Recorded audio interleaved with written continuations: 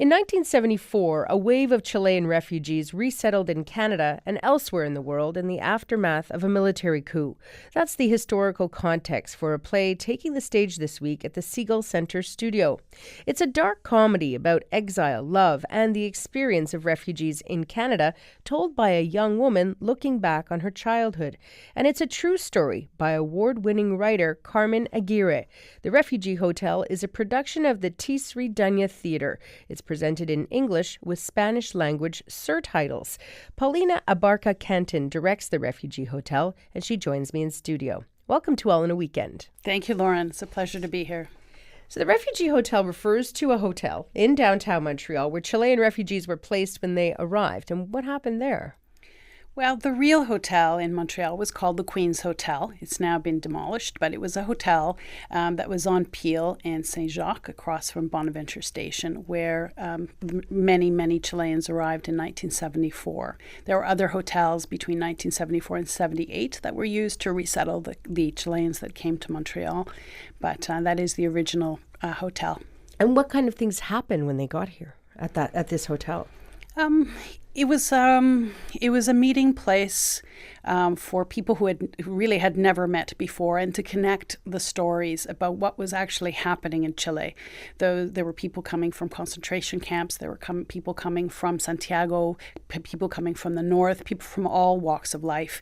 And so the hotel was a place where you exchanged stories, where you embraced one another, and where people sat down to try to figure out what was happening and how their lives would begin here in Canada. And change for probably forever.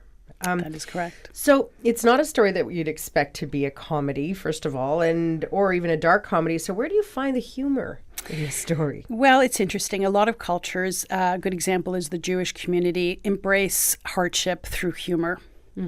It's the best medicine sometimes to look on a dark, difficult situation, and that was certainly the case with the Chileans of '74. That they found humor wherever they could find it, either by giving each other nicknames or just finding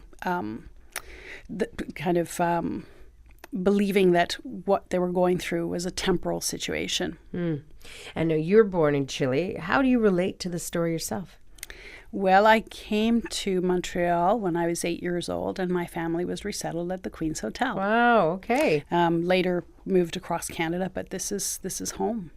And what appeals to you most about the way that the immigrant story is told? This is a really important story. It's important because the situation in Chile was a landmark case in terms of Canada's immigration policy. These were refugees coming from a right-wing dictatorship, and in the context of the Cold War, and even the fact that it was happening 3 years after the FLQ crisis here in Montreal, it was a brave and dangerous decision initially to consider accepting Chilean refugees. So the reason why Canada accepted refugees is because there were so many church groups and citizen-led movements and demonstrations by NGOs, both in Ottawa and across the country, that it was a really empowering example of citizen democracy. Canadians concerned about humanitarian abuses that forced the government's hand to accept those Chileans. And we're seeing something very similar happening now with the Syrian refugees coming here. What are the parallels you see in this? And we have seen them with many waves of refugees coming from many countries. The list here is endless, whether it's Vietnam, El Salvador, Guatemala, Colombia, Bhutan, Syria, Afghanistan. We could be here for quite a while. The world right now is in a state of crisis, in my view. To some extent, we're sheltered from seeing what is really going on, or rather, to rephrase that, the vast number of people that are displaced and are refugees without a home at this point in time. Would you say that this play then not only reminds people about the problems in Chile in the early 70s, but at the same time drawing parallels with what's happening in Syria? I think my desire to present this play and the desire of our entire creative team is to pay it forward for new refugees. The play speaks to the human ability to adapt it speaks to the resilience of human beings, and it also speaks to Canada's vast experience resettling various waves of refugees. And we've learned a lot from that experience. There are coping strategies. There's a lot of research that's been done, research on trauma on children, research on trauma on adults, all of the various issues that the health and education community have had to deal with. So I think that Canada is a world-class hero when it comes to assisting people. And we talked about humor as one of those ways to cope as a refugee.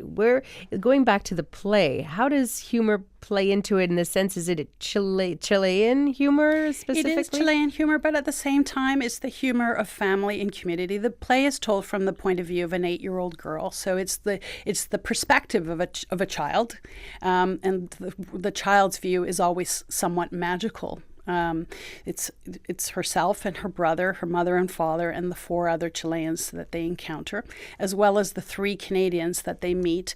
And there's a lot of humor that arises from the cultural contrast between the Chileans and the Canadians. Like what? Montrealers know when they come in, the play takes place in winter in February 1974. Right. It's snowing like crazy the whole week that they're in the hotel. And Canadians know to stomp their feet, to brush snow off before entering a place. Chileans would just walk right in, which drove the hotel staff crazy. And I understand from some friends in the Ottawa health community, this is exactly the same situation with the hotels that are hosting the Syrians. Some cleaning staff have left the hotels in Ottawa. They're furious and up in arms. It's a whole education process, of course.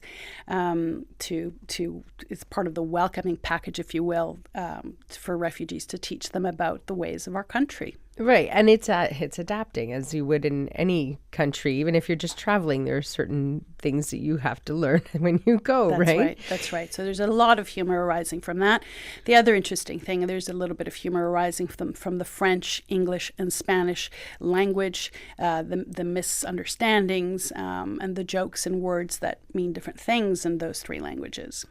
One of the lines from the play is, sadness overtakes everything sometimes, and you just got to keep dancing till it passes, kids, and it will pass. So how do the characters keep, quote unquote, dancing? That's your dark comedy right there, right? As in some of the work of some great some other great Canadian playwrights like Wajdi Mouad, the Lebanese Canadian playwright. In Wedding Day at the Cro-Magnons, they are getting married as bombs are falling around them. And someone says, should we stop? And they say, why? The bombs will keep falling, and damn it, we're going to get married. Life goes on for us. So it's that sense that you have one life to live, and we're going to make the best of it. Interesting. So there is an 11-member cast, which Yes. is the biggest, my understanding, the theater has ever had. And they're all from different backgrounds. I think we've got not only Chilean, Mexico, Peru, First Nations. Must have been some fascinating stories on the set. Yes. Our discussions in rehearsals have been rich and wonderful. There are just so many parallels in the world at the present time. And they've all, in many of the Latin American countries that are represented in the room, I suppose, the stories are not altogether different. The whole region was controlled by American interests under the context of the Cold War. There was repression in Argentina and Uruguay. We could be here for a while.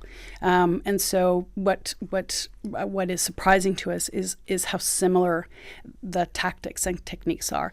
The Chilean coup d'etat is often called the first 9/11 in the world. It was on September 11th, right? So Yes. Naomi Klein writes about it in her book, The Shock Doctrine, as the first experimentation on a population, the first of many to come. So that is its historical context, if you will. But as large as that sounds, the play invites you to experience the journey of the citizens themselves who arrive, who are the victims of policies, if you will. And Teesri Duniya Theatre is actually offering free tickets for the play to Syrian refugees. How come? Seems kind of obvious, but I mean, how many people will be invited? This is an initiative that was initiated by the Canada Council for the Arts with Sun Life Financial, and it is a means to integrate Syrian refugees into our country. Parks Canada has a similar policy. Syrian refugees have free passes to all of Canada's parks for their first year here. Right. and I'm excited about it because I hope that if we do this right, they will feel they are part of not a tradition, because it's not that really, but that there have been many other waves that have come before them. In my case, I was deeply inspired by the Jewish community's journey. I grew up in a neighborhood where I heard a lot of stories of Holocaust survivors, and I saw how they began their lives and built their communities. So I really hope that I can influence the life of maybe a couple of 8-year-old Syrians. Yeah, I bet you it would be really powerful for them to watch and feel some empathy, I'm sure, too. And finally, there will be a discussion with the audience after the performance. Tell us a little bit about that. Yes, there will be talkbacks every night. On one of the evenings, Carmen Aguirre is coming in from Vancouver, Wow. and that's really exciting. She's going to sign some books and talk about writing the Refugee Hotel. But there will also be a couple of evenings where the audience will speak with the actors and the creative team about the play itself. Bottom line is this is a play that invites you to stay and talk, tell us what you think, to have a conversation, ask questions, and ask ourselves, how can we help more people? How can we do this better? How can we take our place in the world at this time, at a time that the world is in such urgent need of generosity, creativity, imagination? Well, thanks very much for sharing the story with us today. It's my pleasure. Thank you so much for having me, Lauren. Paulina Abarca-Cantin directs the Refugee Hotel, and the play opens at the Seagull Centre Studio in Montreal on October the 26th, and it runs until November the 13th. We have 2 tickets to give away to the play. Just email us at weekend.montreal@cbc.ca. That's weekend.montreal@cbc.ca.